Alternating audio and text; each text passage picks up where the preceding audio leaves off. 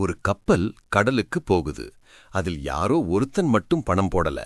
ஒரு ஊரே சேர்ந்து முதலீடு பண்ணுது. அந்த கப்பல் பாதுகாப்பா திரும்பினா அனைவருக்கும் லாபம். அதுதான் இன்று ஸ்டாக் மார்க்கெட்னு சொல்லப்படுற பெரிய உலகத்தின் ஆரம்பம். அறிமுகம். ஷேர் என்றால் என்ன? உதாரணம், நீங்கள் ஒரு பிரியாணி கடையை ஆரம்பிக்க விரும்புகிறீர்கள். அதற்கு 1 லட்சம் ரூபாய் தேவை. உங்களிடம் 50,000 தான் இருக்கிறது. மீதி 50,000க்கு உங்கள் நண்பர்கள் 5 பேரை தலா 10,000 கொடுக்க சொல்கிறீர்கள். இப்போது அந்த கடைக்கு நீங்கள் மட்டும் முதலாளி அல்ல, உங்கள் நண்பர்களும் தான். கடை லாபம் சம்பாதித்தால் அந்த லாபத்தில் அவர்களுக்கு பங்கு, ஷேர் தருவீர்கள். இதுதான் ஸ்டாக் மார்க்கெட்டின் அடிப்படை விதி.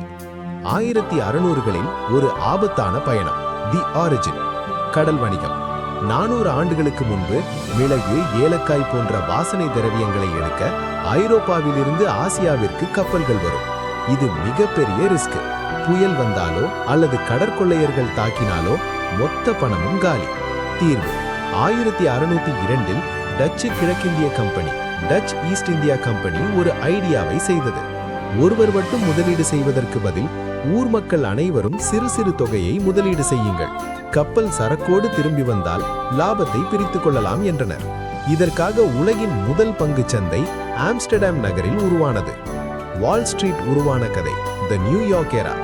அமெரிக்காவில் 1700களில் மக்கள் தெருக்களில் நின்று பங்குகளை விற்க ஆரம்பித்தனர். மே 17, 1792 நியூயார்க்கில் உள்ள ஒரு பெரிய பட்டன்வுட் அல்லது ஆலமரம் போன்ற ஒரு வகை மரத்தடியில் 24 வியாபாரிகள் கூடினர். அவர்கள் தங்களுக்குள் ஒரு ஒப்பந்தம் போட்டுக்கொண்டனர். நாங்கள் ஒருவருக்கொருவர் நம்பிக்கையோடு வியாபாரம் செய்வோம் என்பதே அது. அந்த மரத்தடியில் தொடங்கிய வியாபாரம்தான் இன்று உலகையே ஆட்டிப்படைக்கும் நியூயார்க் ஸ்டாக் எக்ஸ்சேஞ்ச், NYSE. இந்தியாவில் ஆலமரத்தடி வியாபாரம், த இந்தியன் ஹிஸ்டரி. நம்ம ஊர் கதை இன்னும் சுவாரஸ்யமானது. 1850களில் மும்பையில் 5 பேர் ஒரு ஆலமரத்தின் அடியில் அமர்ந்து வியாபாரம் செய்ய தொடங்கினர். பருத்தி மற்றும் பங்குகளை அங்குதான் விற்றார்கள். முதலீட்டாளர்கள் எண்ணிக்கை அதிகரிக்கவே அந்த இடத்திற்கு தலால் ஸ்ட்ரீட், தரகர்கள் தெரு என்று பெயர் வந்தது. 1875இல் இது BSE, பாம்பே ஸ்டாக் எக்ஸ்சேஞ்ச் என அதிகாரப்பூர்வமாக மாறியது. ஆசியாவிலேயே முதல் பங்குச் சந்தை இதுதான். ஸ்கேம் மற்றும் பாதுகாப்பு. ஹர்ஷத் மேத்தா ஸ்கேம். 1990களுக்கு முன்பு வரை எல்லாமே காகிதத்தில் தான் நடக்கும்.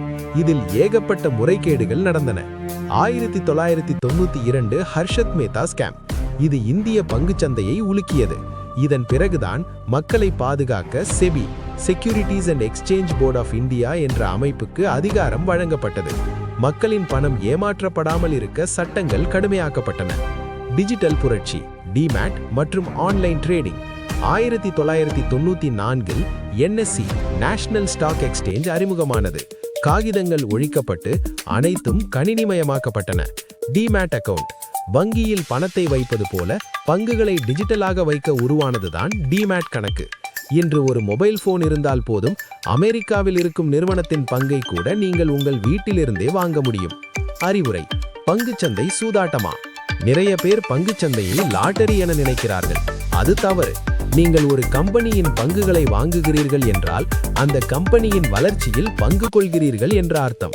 ஃபார்முலா. கம்பெனி வளர்ந்தால் உங்கள் பணம் வளரும், கம்பெனி நஷ்டமடைந்தால் உங்கள் பணம் குறையும். எனவே எந்த கம்பெனி நல்ல கம்பெனி என்ற ஆராய்ச்சி செய்து முதலீடு செய்வதே அறிவுடைமை. இந்த வீடியோ உங்களுக்கு பயனுள்ளதாக இருந்திருந்தா லைக் பண்ணுங்க, உங்க நண்பர்களுக்கும் ஷேர் பண்ணுங்க. இன்னும் இப்படிப்பட்ட வீடியோஸ் பார்க்க சப்ஸ்கிரைப் பண்ண மறக்காதீங்க. நன்றி.